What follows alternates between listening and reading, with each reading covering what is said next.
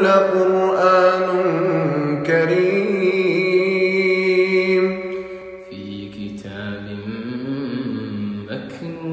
مكنون لا يمسه إلا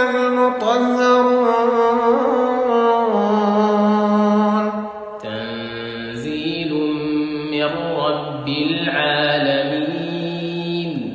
أفبهذا الحديث أنتم مدهنون وتجعلون رزقكم أنكم تكذبون فلولا